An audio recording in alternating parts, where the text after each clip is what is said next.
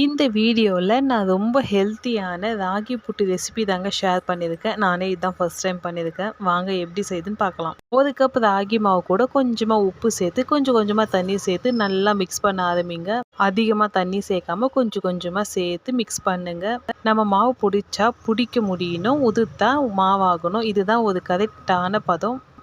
ஏற்கனவே சூடேற்றி வச்ச இட்லி பாத்திரத்தில் மாவு சேர்த்து ஒரு 20 மினிட்ஸுக்கு குக் பண்ணலாம். இந்த கேப்பில் நான் வெல்லத்தை கொஞ்சம் தூள் பண்ணிக்கிறேன். ஏன்னா என்கிட்ட நாட்டு சர்க்கரை இல்லை.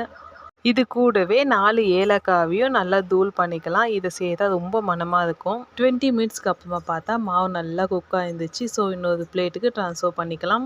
இது கூடவே ஏற்கனவே தூள் பண்ணி வச்ச வெல்லத்தையும் ஏலக்காய் அப்புறமா உங்களுக்கு பிடிச்சா தேங்காவையும் துருவி சேர்த்துக்குங்க. டேஸ்ட்டு சூப்பராக இருக்கும். என் பாப்பா ரொம்பவே விரும்பி சாப்பிட்டாங்க. இதே மாதிரி நீங்களும் வீட்டில் ட்ரை பண்ணி பார்த்துட்டு எப்படி இருந்துச்சுன்னு கண்டிப்பாக கமெண்ட்ஸை சொல்லுங்கள்.